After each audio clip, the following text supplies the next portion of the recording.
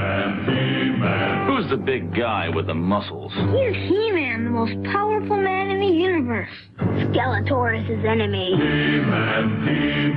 Here's He-Man, Skeletor, and Castle Grayskull. You have to put the castle together. You're doomed, He-Man. Oh, yeah? Watch this action, Dad. Now I have the power. He-Man and Skeletor each sold separately. Castle Grayskull also sold separately from the Masters of the Universe collection from Mattel.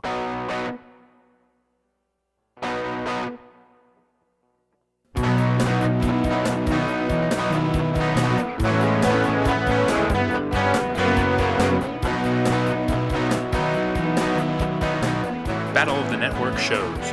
Join Rick Brooks and Mike Kogel as they explore the TV of the 70s and 80s through hand-picked episodes of their favorite and not-so-favorite series.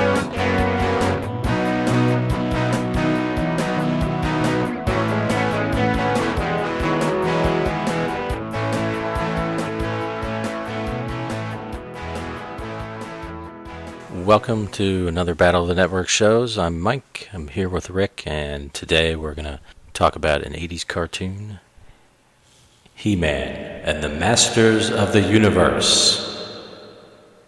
Very nice, yes. Thank you. He-Man. He-Man. This is another, much like the G.I. Joe, we talked about the toy tie-in cartoon. In fact, apparently the first one of those. Yes. It doesn't really match my memory, but... Yeah, well, 1983. 1983, 170 episodes in all. Wow, or 130. 130, yeah, I can't do math. 65, 2 seasons of 65 episodes. Right. Over a couple of years. It's a lot of toy ads. It is a lot of toy ads. And they made a lot of toys. They did, There yeah. are a lot of He-Man and Masters of the Universe toys, play sets, etc., etc. Yeah, and the spin-off She-Ra, Mm-hmm. Targeted at girls. Yeah, and in fact, much like Silver Spoons, we just watched this episode a few minutes ago. Yeah, it's a little different approach today, but yeah, I enjoyed watching it. Yeah. I hadn't seen one of these in years. Right. Yeah, it had been a while for me. I think probably a little bit longer than it had been for you. Yeah. I'm guessing because of professional reasons yeah. you had seen an episode. The book I'm writing on He-Man. Wow, that's a revelation. Yeah, first to hear it here. No, Yeah, okay. No, not. He-Man was produced by Filmation, one of the animation companies that was big in the 70s and 80s. And also did live action stuff. They did the Shazam TV series and the Ghostbusters TV series. Had nothing to do with the movie. Yeah. And then later a cartoon version of that after the movie came out. Yeah. That required the cartoon based on the movie to be called The Real Ghostbusters. Apparently, they did Flash Gordon cartoon, Tarzan. They did Superman, or they did Batman, like the new Batman, Right. in the late 70s. Yeah. Filmation's got a rich library of animation. They were involved in the Star Trek cartoon. Yes, that's Yeah. right. Yeah. Yeah, mostly on the more the adventure side of things than. Yeah, and I think they did. I think they might have been involved in the Brady cartoon and like a lot of these TV properties as well, like licensed properties. I think so. Which is essentially what this is. Yeah, based on the Mattel toys from that period. And if you're somehow not familiar with it, it's sort of a mix of fantasy and science fiction set on the planet of Eternia. Prince Adam, the royal prince, obviously, who seems to be just kind of like he at least plays the role of a coward and a little clumsy and stuff, even though he's super buff. Yeah, he's mild-mannered. Yeah, he's mild-mannered. He has a cat named Cringer, who definitely is a coward. This giant cat that he rides. It's green. Wizard friend from some other dimension, Orko, is the condescending to kids character. Yeah. His friend Tila, who's a warrior lady and daughter of the Man-at-Arms, who's the Man-at-Arms. Yes. But Prince Adam has a secret, which is he's got the power of Grayskull. He can wield his magic sword and turn into He-Man. And what power it is. Strength, leaping ability. Yeah. He seems to get a tan. Yeah, he looks good in a pair of fur trunks. Right. And the Cringer turns into Battle Cat, and everyone else stays the same. Yeah. And they're fighting mostly Skeletor, who wants the power of Grayskull for himself. Yes, he wants to rule Eternia. Yeah, and he's got a lot of semi-capable minions. Yes. And they're constantly at war with each other. And Man-at-Arms, Tila, and Orko all know Prince Adam's secret. Tila doesn't. Oh, Tila doesn't. Sorry. Yeah. That's right. It's the The sorceress. the sorceress. Yes, knows. Yeah, who actually lives in Castle Grayskull, Right. I think. But other than that's it. Nobody else knows this secret. Right. When He-Man needs to transform, he walks over to somewhere where other people aren't, Yeah. and raises the sword, and you get a big transformation scene. And They don't have any phone booths in Eternia, so you can't No. tuck himself away in one of those. no, a cave. Yeah. He might do that sometimes. Yeah, maybe find a nice cave or grotto. Yeah. Filmation, I don't know if they're famous for it, but it's limited animation, and they were based on this and other shows, big on repeating shots. Oh, yes. So like the He-Man transformation is always the same thing. There's shots of him like running and walking that are rotoscoped, where they filmed an actor and then drew over it. And I think I read that they make sense, but that the footage it's based on is the same stuff they use in Flash Gordon. Yeah. That's not surprising. And so if you watch more than like one of these in a row, it gets kind of exhausting because you keep seeing True. the same stuff. Quite often through the episode, there might be a transition or coming back from what would have been a commercial, where you hear a group of deep-voiced men sing He-Man, Yeah. He-Man. which is it's the coolest when it's just part of the score in the middle of the action. Yeah, Just we hear this enjoyed little that, definitely. subtle He-Man. Yeah, and the show, it was syndicated, so it would Yeah. be on 5 times a week. After school, I remember it like at 4 o'clock or Yeah. something like that. You'd come home from school, get some Nestle Quick, some Doritos or something, sit back and watch He-Man before, going out to play or something like that. Yeah, I don't really remember being a big fan of the cartoons. yeah. I don't know. I watched Transformers a little bit. Didn't watch much G.I. Joe, as I've said. But Yeah. He-Man, I collected some of the toys, but I didn't really watch the show very much. Yeah. Or if I did, it was like I was kind of impatient, like, oh, let's go out and play wiffle ball or something like Yeah. that. But I liked it better than Thundercats. I really didn't get into Thundercats so much, but No. I seem to remember my friends being more wanting to kind of watch that when it was on. But I know I watched this some, and I had some of the toys, but like He-Man toys weren't cool. they weren't. No, Oh man, not that's news to me. not where I lived. So Oh. like I had to just act like I didn't have them. Wow, that's kind of sad. Yeah. So, and I think I got some for my birthday as another kind of like G.I. Joe, and then got more because of that. But I didn't have a ton of them. Yeah, I remember having He-Man, and I had Manny Faces. Because I think he was more. It seemed like he was maybe in a second wave or something. Yeah. But I just thought he looked cool. Right. I had a couple other ones, but I might have had a Skeletor. I had a Castle Grayskull, Wow. but I think I used it more for like other figures and stuff like that. Yeah. I think I had He-Man and Skeletor and Man-at-Arms, and I remember having Triclops. I thought he Triclops. was cool. Oh, okay. And Battle Cat. I remember buying a Battle Cat for myself.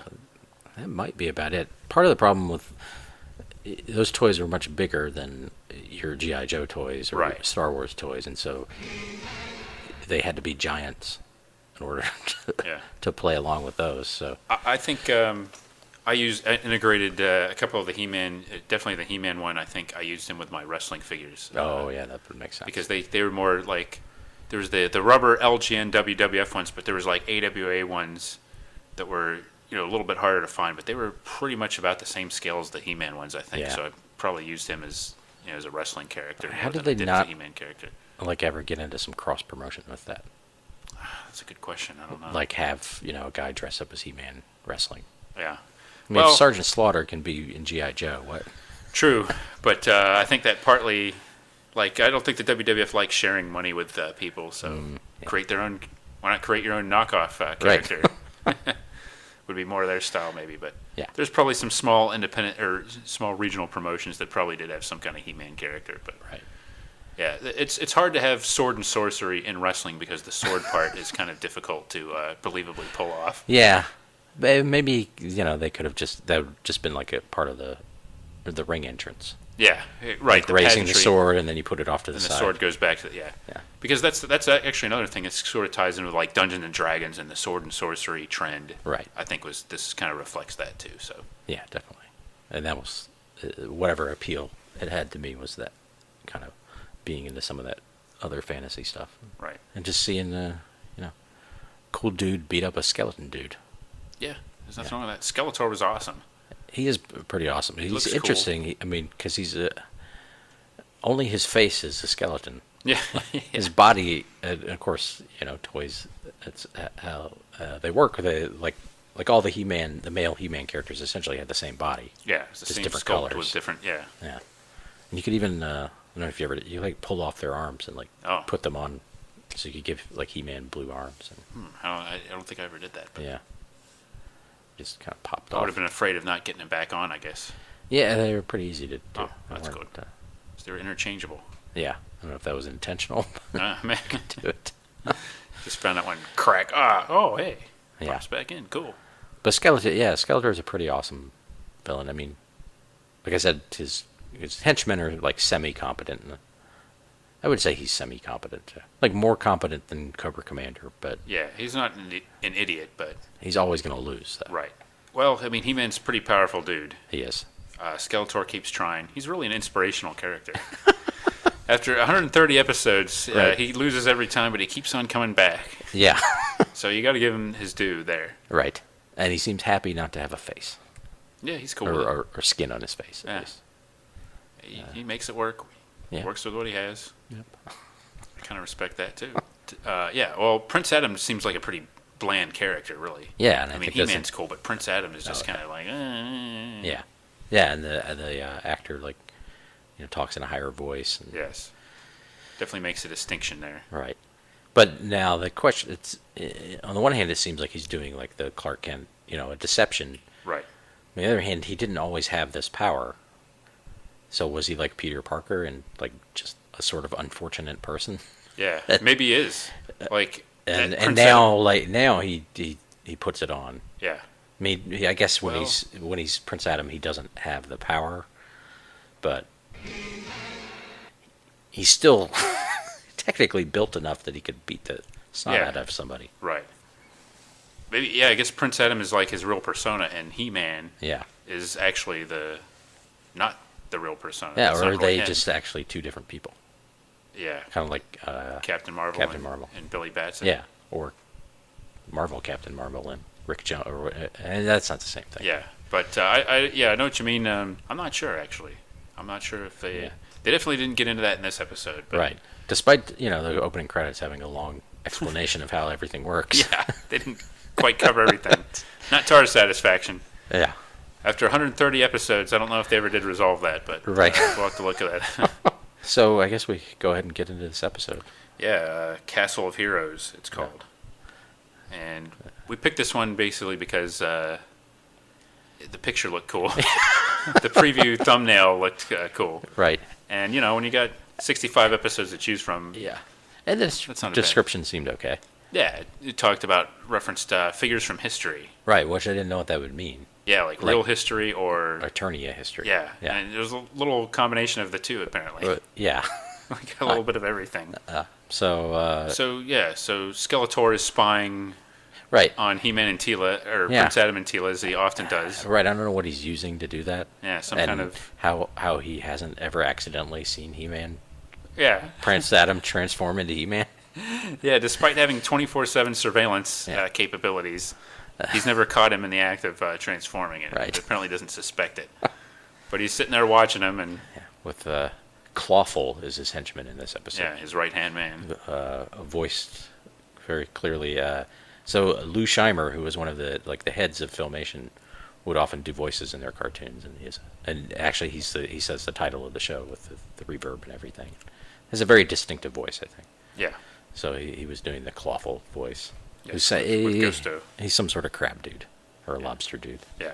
Yeah, so they get interrupted Yeah, because there's visitors in the castle. right.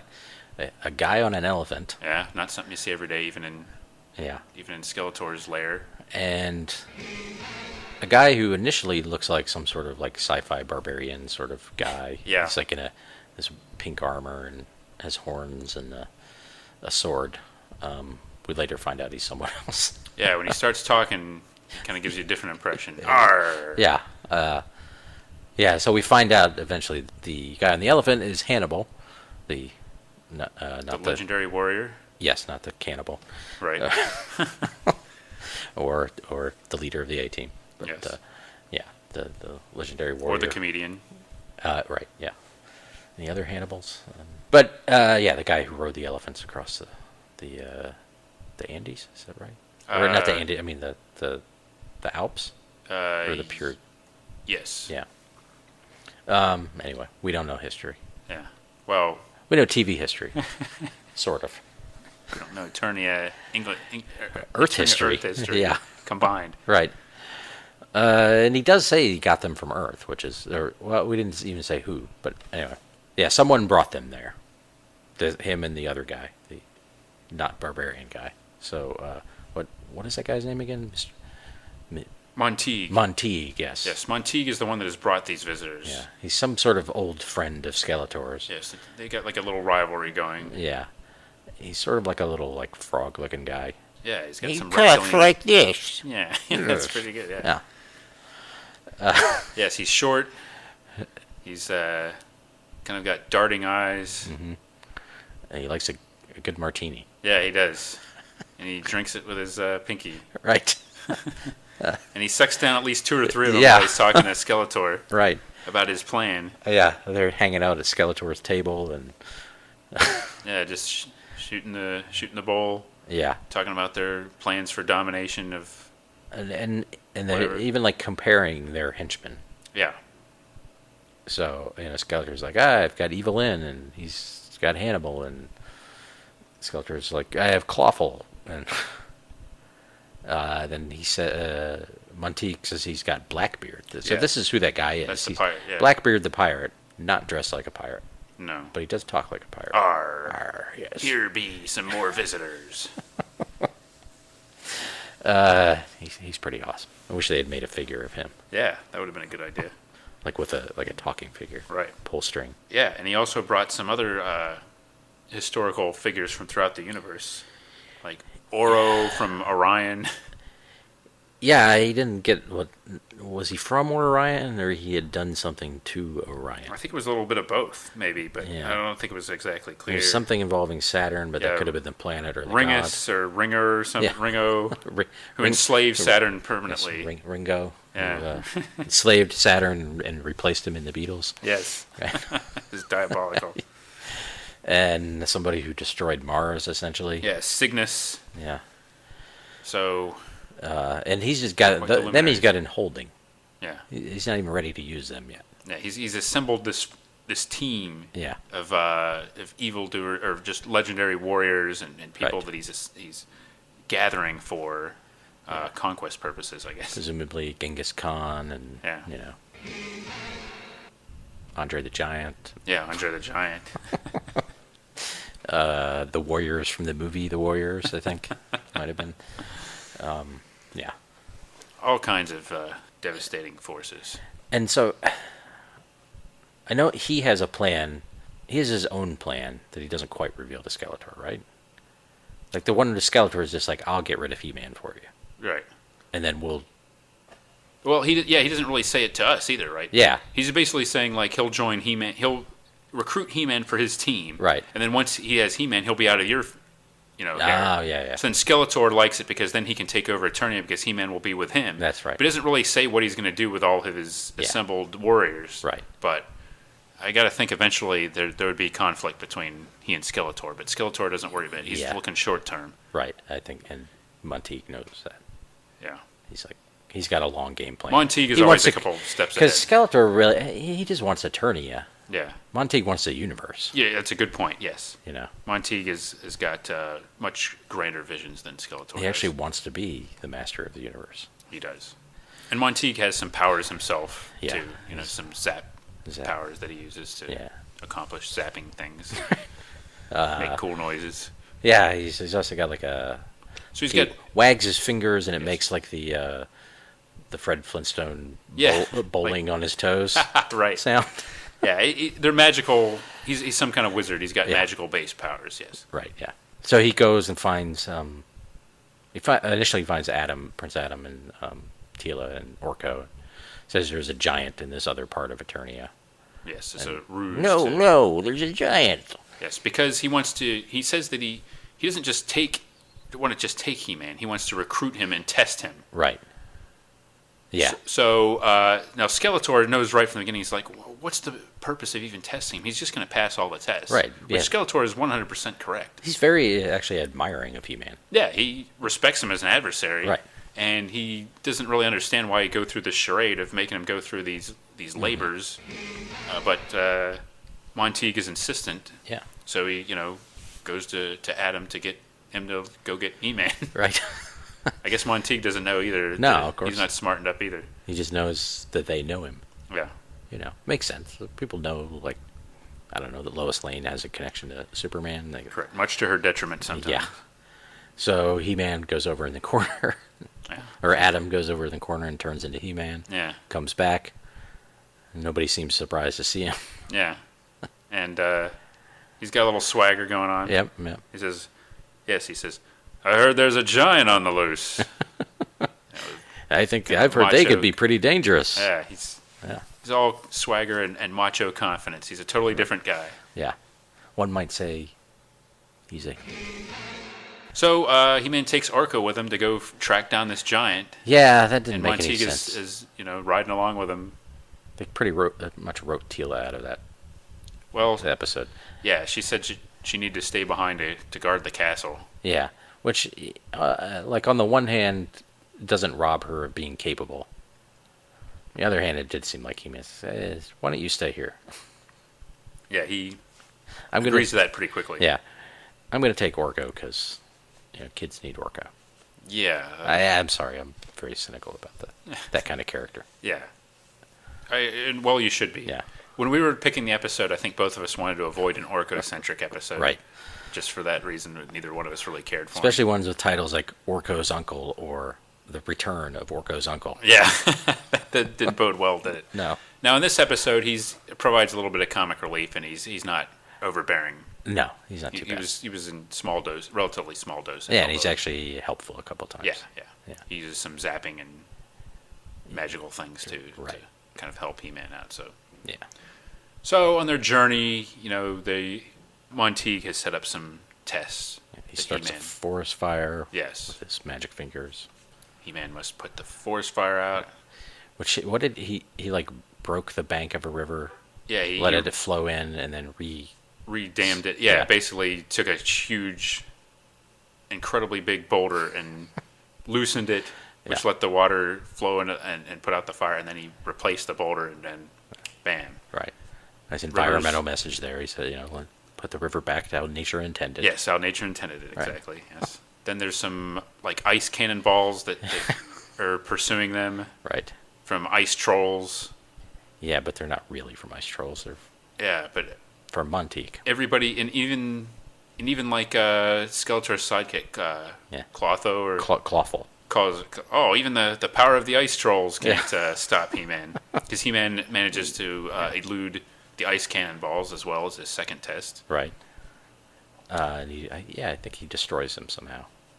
He lets them crash into a wall. I guess the vehicle right. they're in. He clears a path for that so that the ice cannonballs bounce off the Right. rocks or something like that. Then they're going through a tunnel, and Monteague makes that, like the door, kind of move up and down like a mouth, and Yeah.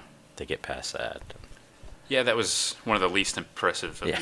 the tasks, actually. That seemed a little pedestrian compared to Right. the other two tasks. But Yeah. he really should have started with that instead of building up to it. But Right. Monteague isn't worried about a flair for the dramatic. He's just worried about He-Man passing this test. Yeah.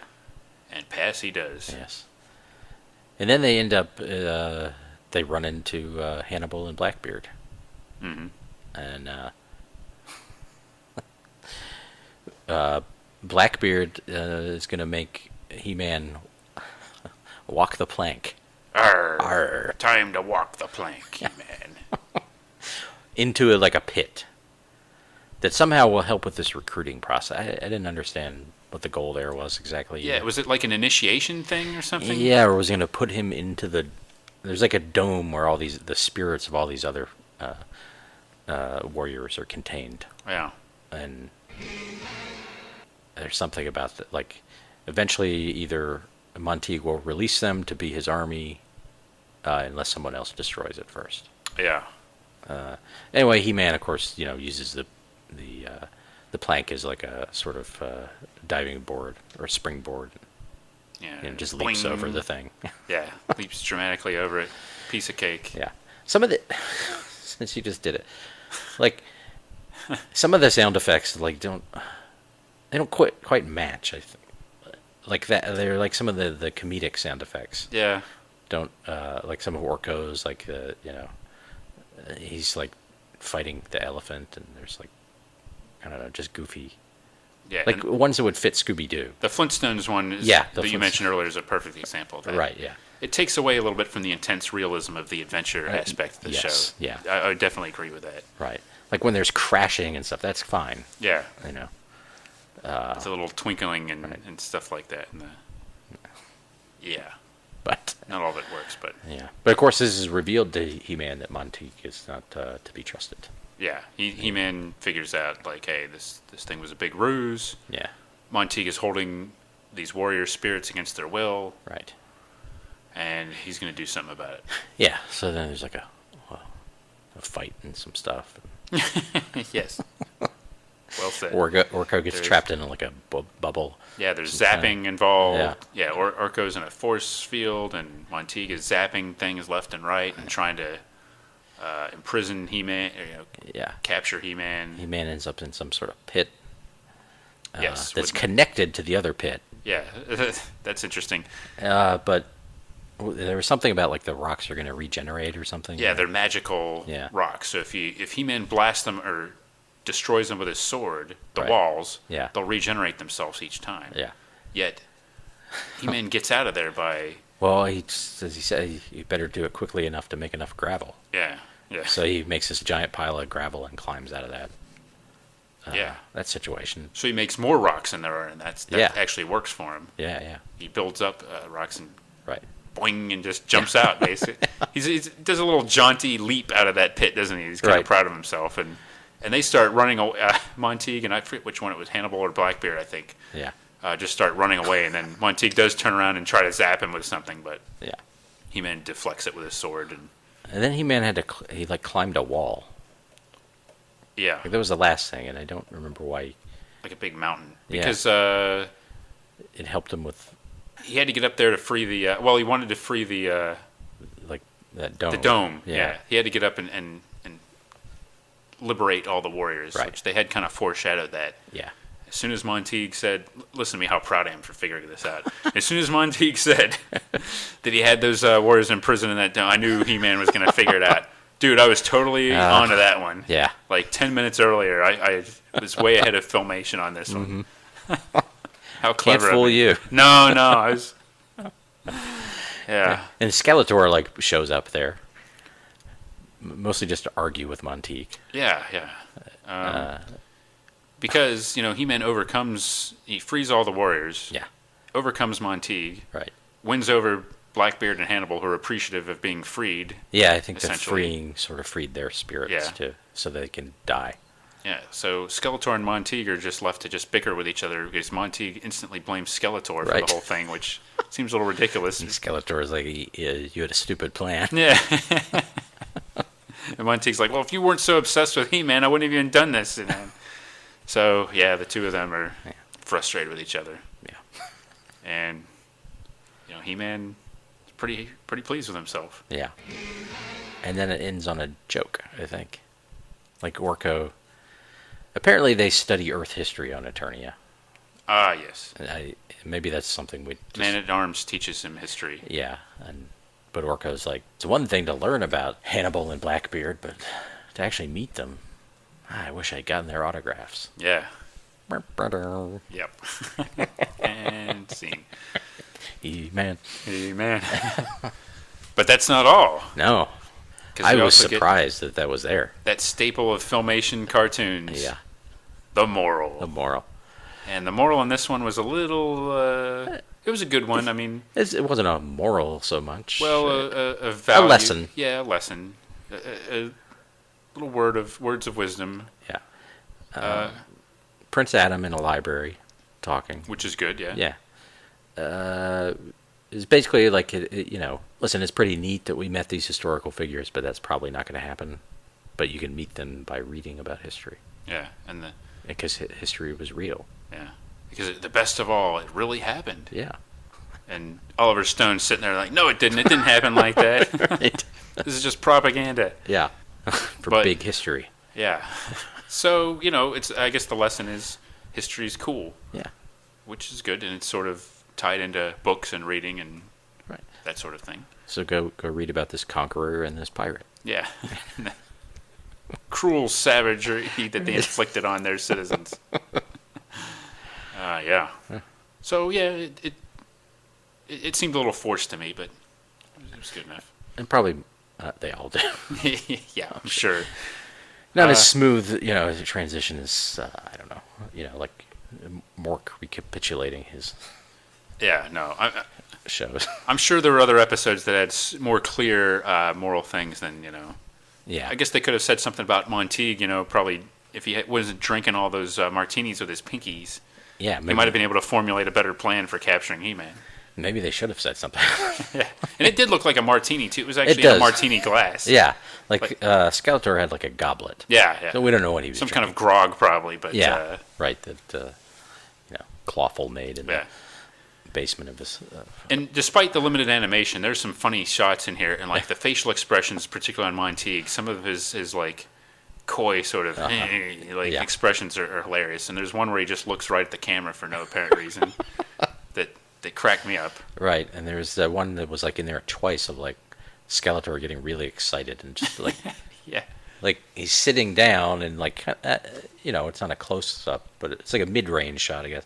Then he just moves his whole face right into the camera. Yeah, it was a little jarring. Yeah. Skeletor enjoys a good laugh. He does. He really sounds like a guy. The more we talk about him, we could go and have a drink with the guy and probably have a good time. He doesn't seem so bad. No, he's pretty cool in this episode. Yeah, he wants to conquer a planet, but Yeah.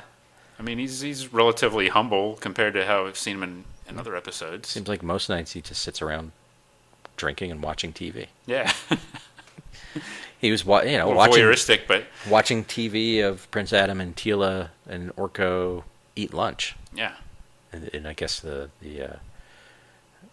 Eternia castle commissary or something. right. Yeah, I wasn't real impressed with some of the amenities at the castle. Really, Right. it's a pretty barren landscape. Not a lot of fancy decor. Doesn't look like they have great refreshment situation. Yeah, Prince Adam had eaten and was still hungry. Yeah, Skeletor's place looks a little cooler. Yeah, it's a little. He's got an open bar apparently. Yeah. Because the other thing is, as soon as Monteague finishes his drink, another one appears in his hand. And Right, the glass never empties all the way. Yeah. Yeah, it's a little drab maybe, but True, probably dank, yeah, but it works. yeah. Works for them. When you don't have skin on your face, you don't notice Yeah, the temperature so much. true. I Yeah, think so Skeletor can smell. I don't know. I mean, he can even taste what he's drinking.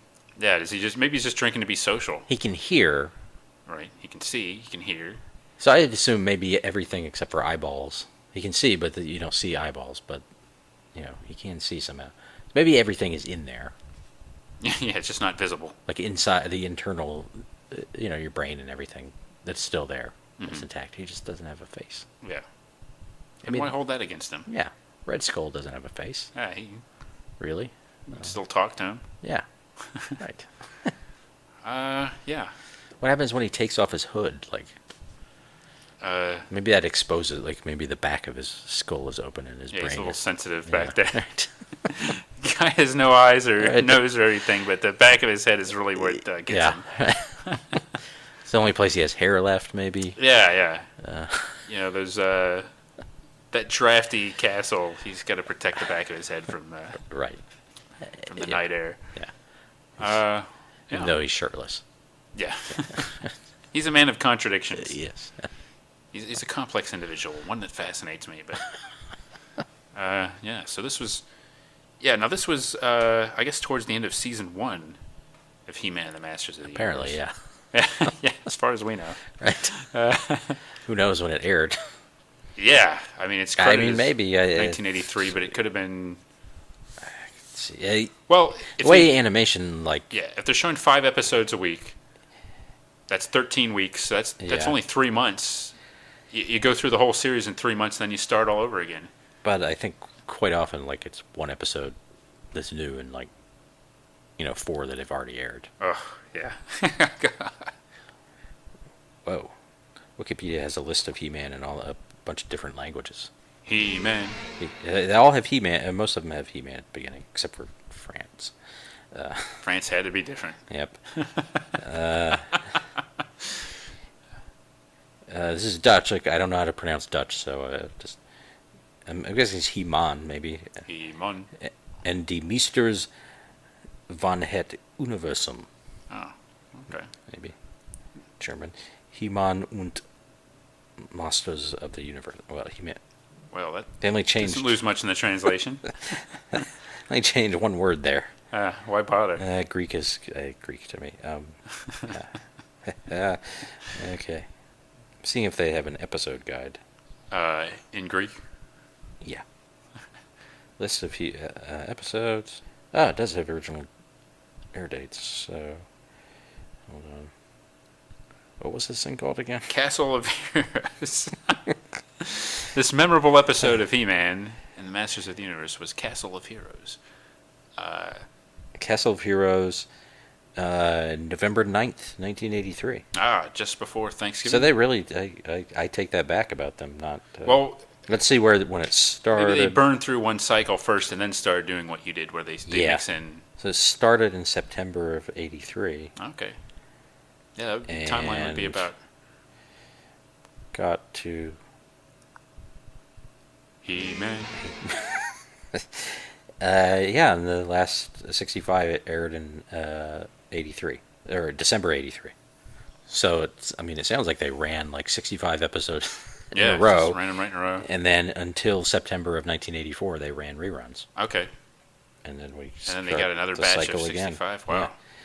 Yeah. One day that's what we're going to get up to with this podcast. Yeah, we'll just do 65 episodes this season. and then we'll do reruns and come back with another 65. Right, yeah. That sounds like a good idea. Yeah, so technically even the last episode aired in 1984. The first airing. Okay, now they revived this show recently, correct? Like they did another He-Man, like they sort of tried to revamp I think it. so, yeah. And I guess they've tried to keep the toy line alive. I know they've definitely tried that a few times. Yeah. I think there might be a book coming out of the little, like all the artwork in the little comic books that came with the toys. Oh, yeah, that's right. I forgot about those. Yeah, so totally forgot about those. And there have definitely been some attempts at like comic book revivals recently. Yeah. I mean, the toy line was a really big deal. Yeah. Back in the day. I mean, those were big. The commercials, aside from this cartoon, were all over the place. Yeah. So, it was a pretty big property. My sisters had some She-Ra toys. Uh-huh. I really don't remember hardly anything about She-Ra. I mean, she's his sister that he didn't know about, and she's like in a different dimension. Yeah. And like the bad guy has like a goat head or something. Now, fair play to them for doing a She-Ra cartoon. Sure. But I wasn't watching that No. I was less enlightened back then, and Yeah. I don't think I was going anywhere near a She-Ra cartoon. And I think I think there was like a movie that that had like introduced her. Oh yeah, like an animated movie, syndicated movie, yeah. Yes, and there's a Christmas special Right. of He-Man and She-Ra. And I guess we should mention the live action movie Masters of the Universe, which I've never actually seen. with Dolph Lundgren, correct? Dolph Lundgren. Which seems good casting. Yeah. And I believe was that a canon movie? yeah, I think it was. Wasn't that one of the ship that sank? Yeah, maybe that's why you don't see it too often anymore. It might be questionable status. It has been around on Netflix and other places recently. Okay. I just didn't get around to watching I've never seen that either. Yeah. don't think it did too well. No, and I think by the time it came out, I was done with He-Man. Yeah, and also like knowing enough that like it was set on Earth, and that just was like, they're cheaping out. Yeah, you're like, oh, didn't do Already justice to the original. Right, you've already established this other planet with all this stuff. Yeah, it's like going backwards. Isn't Courtney Cox in that? Oh, wow. Yeah. And I think Jack Kirby had like worked on the designs or I something. wonder who Skeletor was. Probably just some voice. Yeah, I'm gonna find out. Yeah, I definitely never saw that one. I don't really remember wanting to see it either. Yeah. My recollection is that it came out like after it was probably a year or two too late. Right. And didn't quite have the resources necessary to make it a big deal. Yeah. Now, I'm sure there's probably some project in development. In 1987, yeah. 1987, yeah, so 4 years after this episode. Then they bring a live action. Skeletor is the great Frank Langella. Oh, Franklin. Okay, yeah. Yeah. Well, that's kind of interesting, actually. It is. Billy Barty was in it. There's someone called... Oh, wait here. I'll matter to you, the listener, that there's Frank Langella as Skeletor. Ah. Okay, I kind of want to see this movie now, folks. I kind of a little bit do. I'm hoping it's on Netflix or somewhere Yeah. accessible, because I'm going to watch it. Yeah, Courtney Cox. And 1987. Christina Pickles, I believe, was on St. Elsewhere. Hmm. Yeah, she was on a nurse on St. Elsewhere. Was Billy Barty Orko? No, he's somebody named like Uh-oh. What are we... Barry Livingston Barry Livingston. from My Three Sons. Wow. Was he Orko? No, he's Charlie. I don't think Orko's in it. Oh. That sounds pretty good, too. That's another thing in the favor of this movie. Yeah. Your cousin Peter is the narrator. Peter Brooks. Peter Brooks. Yeah. Shout out to my cousin Peter. I never knew existed before. Yeah. Someone named He-Man. Meg Foster is Evelyn. Oh, Meg Foster. The other Cagney and Lacey. She's The proto one of the Tyne Daly. Prototyne. Yeah. Okay. I believe, yeah, the brunette with the Yeah. the intense eyes. Yeah, she definitely. What a cast! Is. Yeah, Hey, maybe they knew what they were doing after all when they made this movie. maybe. We should not be judging this. Directed by Gary Goddard. Gary Goddard. Wasn't he on the Great Space Coaster? That was Gary Gnu. Oh, okay. Gary Goddard. It does not seem to have memorable credits. He-Man. Well, Producer. I want to see his. now this probably I don't think the movie is one of the more fondly remembered aspects of the Masters of the Universe franchise, but okay, let me ask you this while you're doing some research there. Yeah. Anyway. What would you rather see?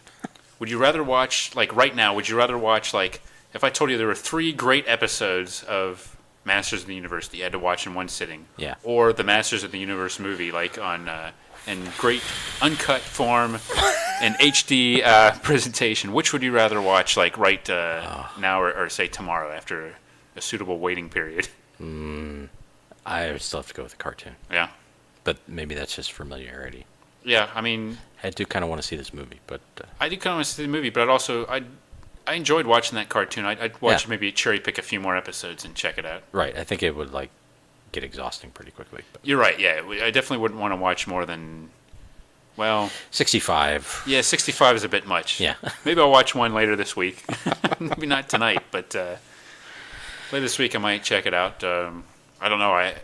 Like I said, I don't have many memories of the show itself, so we were just kind of scrolling through the episodes that were available and just kind of looking at ones that seem interesting. And Yeah. we saw a couple that looked kind of interesting, but I certainly don't remember any specific episodes. No, If the listeners, if you have any recommendations for specific Masters of the Universe like if episodes, there's the one episode of He-Man that everyone should watch, yeah, what would that we be? need to know. Yeah. And if it's Orko's uncle, you can just stop listening. Yeah, that's whoa. No, no, we can't. Wait. Yeah, download again Download. and then stop listening to this particular one. But come back next week for another great episode of Better Than That's Ever right. Shows. Yeah. But yeah, preferably one not involving Orko's uncle. But Yeah. Also, preferably not one that's like just Prince Adam the whole time. yeah, we didn't really want to see Prince. We wanted to see He-Man. We wanted to see Skeletor, and we got those. And this character Monteague. Yeah. I don't think they ever made a toy of Monteague, but I kind of wish they did. I do remember it like took them a while to make like Orko and Prince Adam figures. Yeah. They weren't in the initial run or anything. Yeah, I think that Manny Faces was a later one too. Yeah. And you like pushed something on his head and his face changed, which is I remember there being some sort of like contest, like there was advertised in the comics pages where you could come up with your idea and mail it in, and they would make a toy of it. And they did choose something, but I doubt it was actually made up by like a kid. You know what? We kind of joked about like the toy aspect, but like you said, we just each of us used about Blackbeard and me about Monteague. We just watched a cartoon in 2017 and said that we wished that they had made a toy of those characters. And we're grown men. Yeah. Can you imagine the power this show must have had on us when we were younger? Exhausting. Just when are they gonna make? It's kind of scary. Yeah. Well, I didn't like Orko even then, so Yeah. I wasn't waiting for one of those. I may have actually had an Orko, but I'm going to assume that he came as like an add-on to something else. Yeah, I think he was like he might have even been like had like wheels or been a wind-up toy or something. Like so, it looked like he floated. He wasn't at the top of my Christmas list, No, but maybe he came with Castle Grayskull or something. that would make sense. Yeah. Yeah, or one of those other play sets. Yeah. I might still have a few of those somewhere in the archives, somewhere in the vault, but Yeah. been a long time since I've really thought too much about Masters of the Universe. Right. It never really goes away, but as a show, not one of the more prestigious animation achievements of the decade, let's say. Probably not. It might be the nadir of. No. Wow. Well, only we if, enjoyed again, this episode. we talked about the G.I. Joe too, like the sort of questionable aspect of all of that, of the whole toy tie-in cartoon thing. That more than the animation. I think the animation's fine. Yeah, it got the job done. We enjoyed. I enjoyed watching this. Like I said, I wouldn't necessarily sit down and watch all 65, but this was entertaining enough. Yeah. It got the job done, and yeah, it is a big toy commercial, but Right. so many things are. And I assume if you showed it to your kids, they might be mildly entertained. There's a ring endorsement. No, I assume a kid could still enjoy it. Yeah, I think so. Unless it's like too slow-paced for modern kids or something. Boy, that's a terrible thought. I mean, this episode was like 21, 22 minutes tops. Right, and any time like you start to like feel it a little slow, they'll do one of those smash cuts. Yeah. Those He-Man smash. He-Man. Yeah, exactly. Oh. Jolt you back up. Yeah. And like 2 minutes is the theme song and introduction. Right. Like 1 or 2 minutes is the moral at the end. So we've got Yeah. not a whole lot of story in there. Right. Boy, I hope it'd be enough to entertain today's kids. I don't care how good the show is. I just hope kids could sit in front of it for 18 minutes. That's my standard Yeah. of children's entertainment now. Just that we have some semblance of attention span left. I'm really glad Netflix didn't skip over the opening either, how it sometimes does. Yeah. We did watch this on Netflix, Yeah. where Season 1 is available. yes, fans let your voice be heard. Demand that Netflix add season 2. Maybe the return of Monteague, the explanation of Skeletor's anatomy. Right. All those answers probably not coming in season 2, but I'd like to find out anyway. Yeah. That's possible. It sure is, yeah. I'd like to see an In Search Of about that. Yeah. Leonard Nimoy would get to the bottom of this. Yeah. Or not. Either way. He would get to the bottom of some of the possibilities. Yes. Yeah. Anyway. Yeah, that's good enough. So, yeah, Masters of the Universe, He-Man, Yeah. Prince Adam. Skeletor is cool, Prince Adam not so much. No. He-Man, I give him a grudging admiration, much like Skeletor does. Yeah. Monteague, I'd gladly watch another one with him. Yeah. I think so. Orko, not so much. No. The song, big fan of that. Yeah. It's a good song. I think there's only one thing left for us to say. Yeah, what's that? He-Man. This episode brought to you by Toys. Considering the whole thing is one big toy commercial, what did you expect? This episode also brought to you by the Mucho Macho Glee Club and Choral Society. He-Man.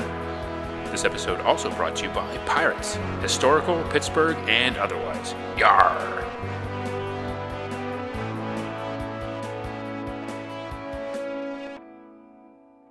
You know that Pine Sol liquid cleans up dirt. Pine Sol, You know that Pine Sol cleans up grease. Pine Sol, And you know that Pine Sol kills household germs that can cause odors and leaves a fresh, clean scent. Pine Sol, But here's one thing about Pine Sol you may not know. Pine Sol, Pine Sol stops mold and mildew and their odors. Pine Sol, Pine Sol's more than just a cleaner. It's a cleaner disinfectant that cleans, disinfects, and deodorizes. Pine Sol. All right, we're going to try out a new game here. This is a game I just came up with yesterday. Rick does not know the rules. I barely even know the game, Yeah, he just knows it involves our favorite, Robert Pine. and that's good enough for me. Yeah. So initially, I had the idea six degrees of separation from Robert Pine. But you don't want to steal someone else's game. You could do that pretty easily, I think. Yeah. Like Robert Pine and Tom Hanks. Tom Hanks was in Apollo 13 with Bill Paxton, recently passed Bill Paxton. Bill Paxton and Robert Pine were in Big Love together. Wow. There you Really close to, yeah. Yeah. So this one I'm calling Pick Your Pine. go. Oh, I don't know what that means, but I'm intrigued. and using Internet Movie Database's working together feature, I looked up various actors that we've talked about on the show, Uh-oh. and to see if they worked with Robert Pine. Ooh. So you're going to have a multiple choice. You're going to be able to guess which show they worked in together. Thank goodness I've got multiple choice. Okay. Yeah, and then I have a little information about. Okay, great. So you're going to be the quiz master. Yep. And I will be the contestant. Yep. And okay. Here we go. On which show did Robert Pine and Leonard Lightfoot of Silver Spoons appear together? Wow. A. Silver Spoons. B. Chips. C. Murder, She Wrote. D. She's the Sheriff. Wow. Do you need to hear those again? So it was Silver Spoons, Chips, Murder, She Wrote, and She's the Sheriff. That's correct. I don't remember. Well, I'm acting like I don't know the entire catalogs of these shows. I'm going to rule out She's the Sheriff. I don't remember much about that at all, but I don't think Robert Pine was on that. Murder, She Wrote, I can see them both kind of being guest stars. Chips, the time frame would have been right. I don't remember. I don't think Robert Pine was on Silver Spoons because that would be just too cool. I'm going to guess Murder, She Wrote. You are correct. Yes. They were on, granted, outside of our time frame, but they were on an episode in 1993. Murder, She Wrote was still on in 1993. Wow. That in itself is amazing. Yeah. An episode called For Whom the Ball Tolls. So Robert Pine played Walter Gilrich. I don't know anything about him, that character, but it was one of 5 Murder, She Wrote's Robert Pine appeared on. Wow. Also one of 5 characters he played on Murder, She Wrote. Mr. Versatility. Yeah. And Leonard Lightfoot played Detective Henderson, who actually was a recurring role in that season. He was also on 5 episodes. Wow. And this one actually had quite a cast of guest stars. They included Jeff Conaway from Ooh. Taxi. I believe someone we've mentioned recently, Herb Edelman. Yes, from Golden Girls, Yeah. among many other things. Barbara Babcock, who was on a bunch of Star Treks, including one we watched together called Plato's Children. Mm-hmm. And Ray Abruzzo, who you might know from The Sopranos. Ah, interesting. He was the son of the boss that had died. Oh.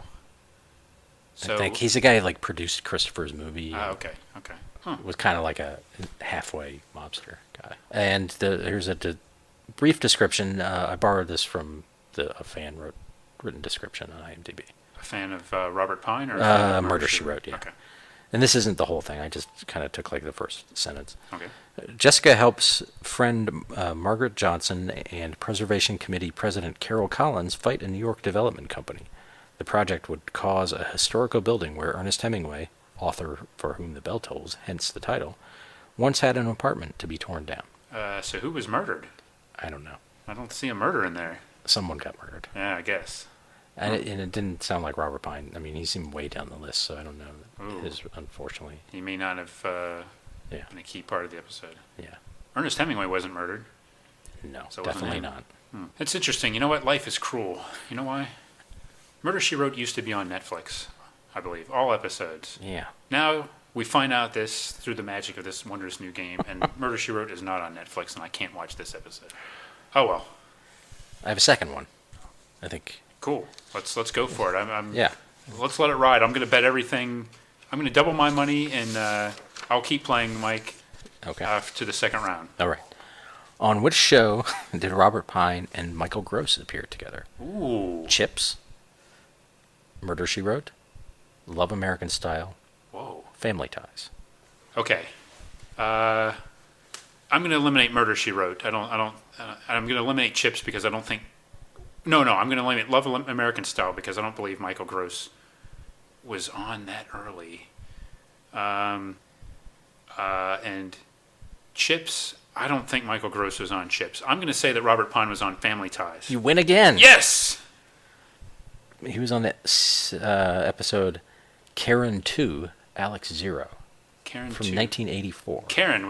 No. Karen is just a character in that episode. Okay. And he played Dean Ian McCall. So Alex was in college.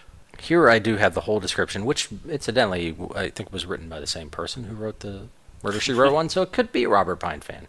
Ooh. I don't know. Or just someone who just likes writing. IMDb descriptions. Yeah. Please contact us if you wrote these descriptions. I'm not. This one honestly doesn't entirely make sense. Okay. Alex is dead set to be selected for the Alpha Pi Epsilon fraternity. Snobs who fixate on prestige, power, and money. Okay, sounds good. Excuse me, selected for I think I said the word president. No, he just wants to be in part of it. Yeah, it's Rush. He's Yeah. doing. He lies his way through an initial interview with chapter officials Don Carruthers and Craig Duvall, but his trump card, a gorgeous though Mallory dumb date for the party for pre-selected candidates, has to cancel. Clumsy housekeeper Karen, Alex's only alternative, says she can't tell him why. Would like to help him, but just can't. Seeing how badly disappointed he is, she turns up, but clearly knows Dean Ian McCall, an alumnus, too well. Leaves and explains everything to Stephen. Her next move? Ellipses. Oh, what is her next move? I don't know. And who's Karen? Karen sounds very familiar.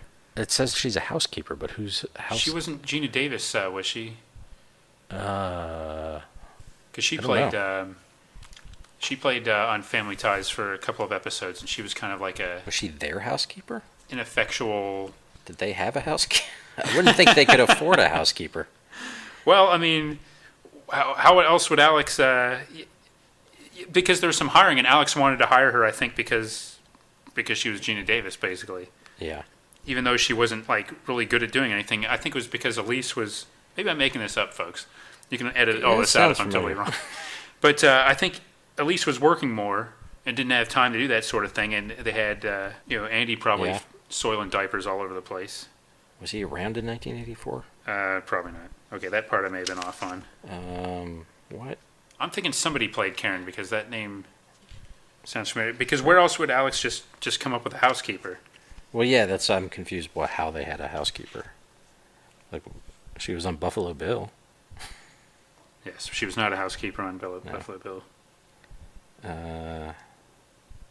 She was Karen. Okay. Aha! So Gina Davis was Karen.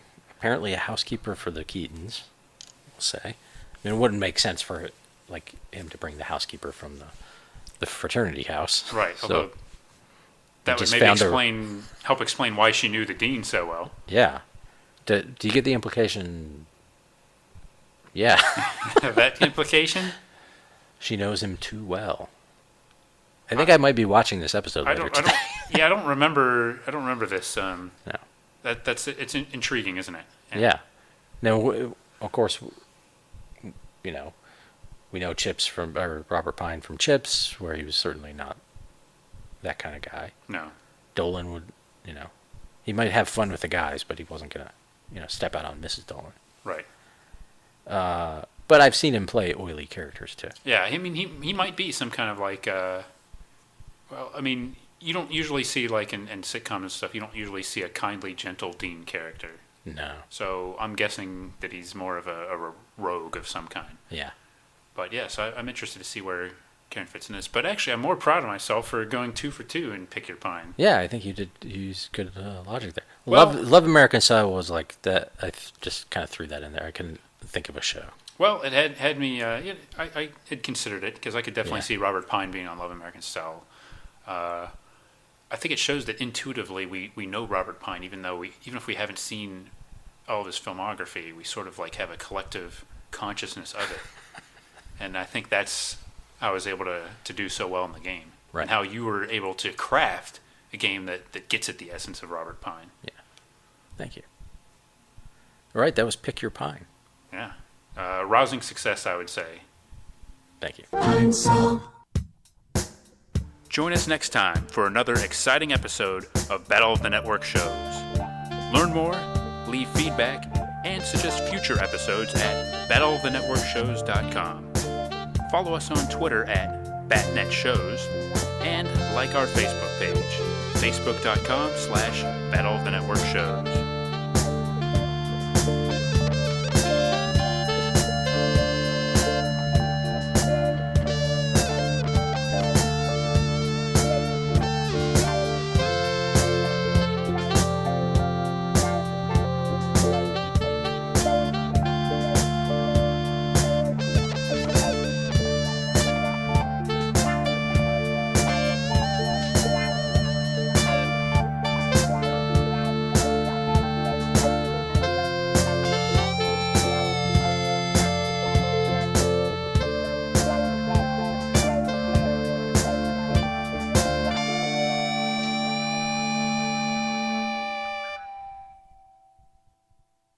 Orko certainly had an exciting lesson in history today. Of course, chances are most of you won't have the same opportunity to meet any of those famous people who lived long ago, but even so, remember that just like you, they were very real.